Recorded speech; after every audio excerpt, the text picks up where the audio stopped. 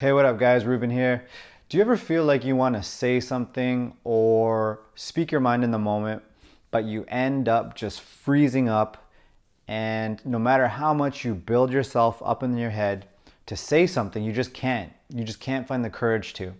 So in this video, I want to talk to you about a very, very crucial skill that you need to learn in order to start expressing yourself and to start having a very strong presence around people. All right, guys, so I remember when I was working on this myself and doing some research on this issue, some of the advice out there was like, ask yourself what's the worst that could happen if you do speak up, or get out of your comfort zone and speak your truth. Which is, it's not bad advice, but it didn't work for me because it's too slow. It's too slow. When you're in the moment, you're in the moment. Things happen and things happen fast. So none of those intellectual processes work for me.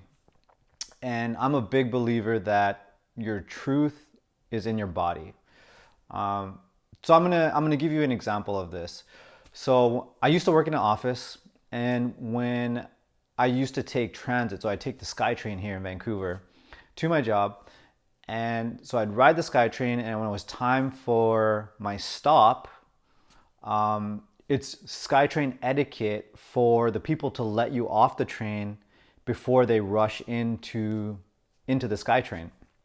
And so whenever it was my stop, the people would rush me into the SkyTrain.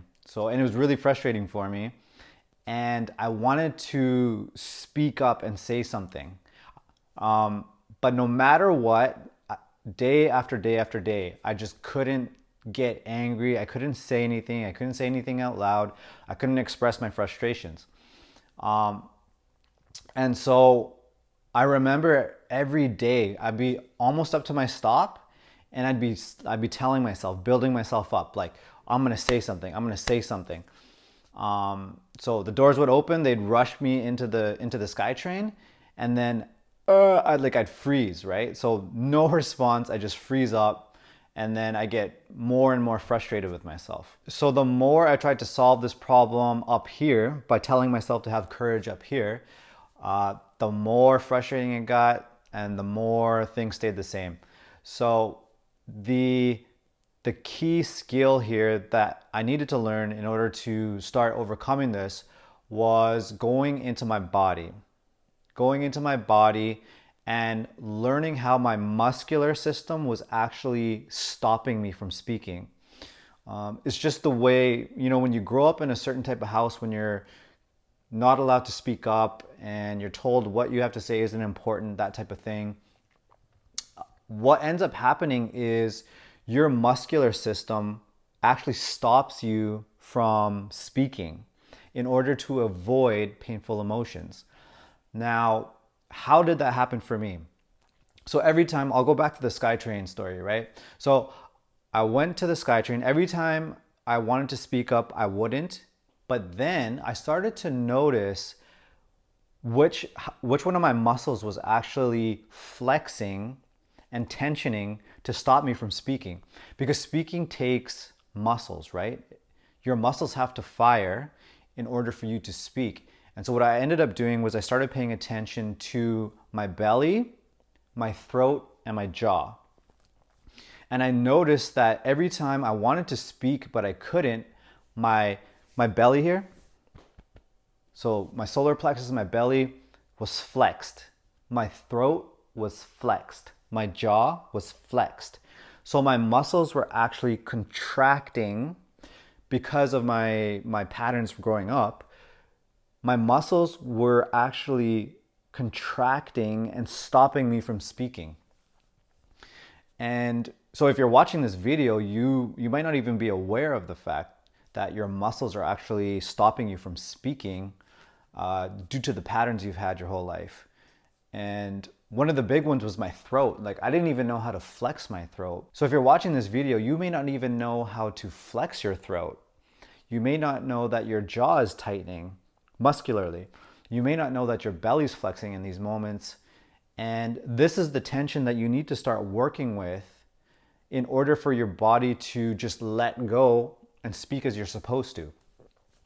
And so one thing that you could do is a really quick exercise. I want you to start doing this is plug your nose and close your mouth and try to breathe out.